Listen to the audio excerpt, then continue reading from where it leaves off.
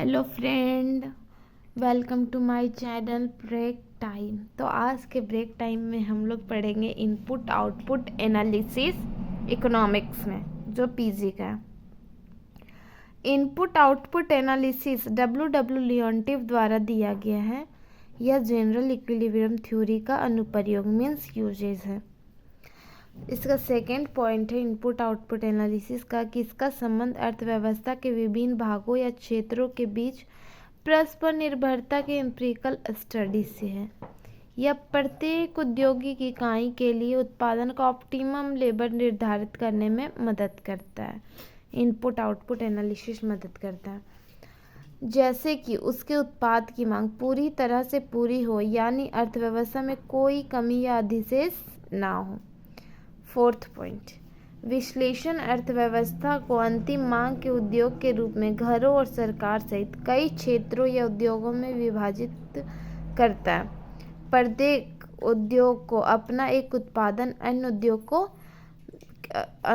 उद्योग को बेचने के रूप में देखा जाता है। ये आउटपुट क्रय उद्योग के लिए इनपुट बन जाते हैं। इसी तरह प्रत्येक उद्योग को अन्य उद्योग के आउटपुट को खरीदार के रूप में देखा जाता है। इस प्रकार प्रत्येक उद्योग की दूसरे पर परस्पर निर्भरता स्थापित होती है। इस प्रकार इनपुट आउटपुट विश्लेषण एक उद्योग से दूसरे उद्योग में जाने वाले या उपभोक्ताओं को अंतिम उत्पाद के रूप में बेचे जाने वाले मध्यवर्ती यानी मीडिएटर उत्पादों के नेटवर्क के अंतर उद्योग संबंधों का विश्लेषण है।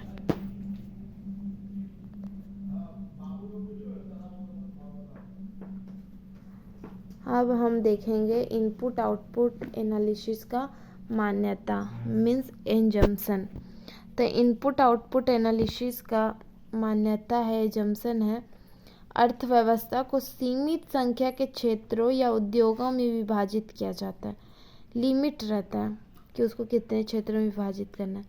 प्रत्येक उद्योग केवल एक समरूप वस्तु का उत्पादन करता है। कोई भी उद्योग संयुक्त उत्पाद नहीं बनाता है।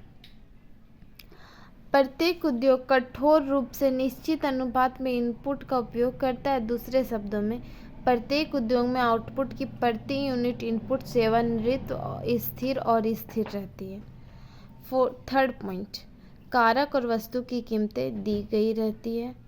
फोर्थ पॉइंट, उत्पादक क्षेत्रों या उत्पादन का रैखिक रूप से समरूप है, अर्थात प्रत्येक उद्योग में उत्पादन पैमाने पर स्थिर रिटर्न के अधीन है। अब भी हमने एजम्पशन देखा इनपुट आउटपुट एनालिसिस का। अब हम इसका यूजेस देखेंगे। इनपुट आउटपुट के निम्नलिखित यूजेस हैं। फर्स्ट, इनपुट आउटपुट एनालिसिस का उपयोग किसी देश या क्षेत्र के लिए मांग, उत्पादन, रोजगार और निवेश के अनुमान प्राप्त करने के लिए किया जाता है। मतलब कहीं का उत्पादन क्या, मांग, रोजगार कितना है, इसी को जानने के लिए इसका उपयोग किया जाता है।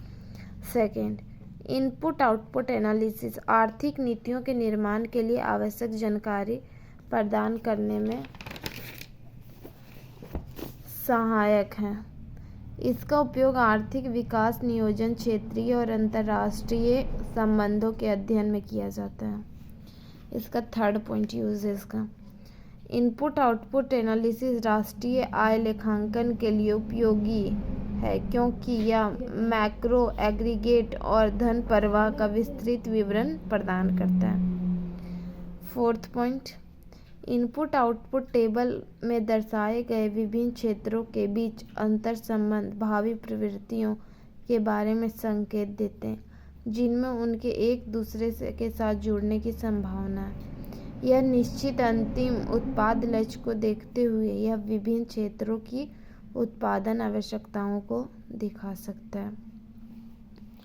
अब हम देखेंगे नेक्स्ट वीडियो में limitation of input output analysis. अभी रात हो गई है, वीडियो अच्छे से नहीं आ रही, इसलिए आज यहीं तक। पार्ट 2 अपलोड कर दिया जाएगा मॉर्निंग में। और वीडियो कैसी लगे बताइएगा।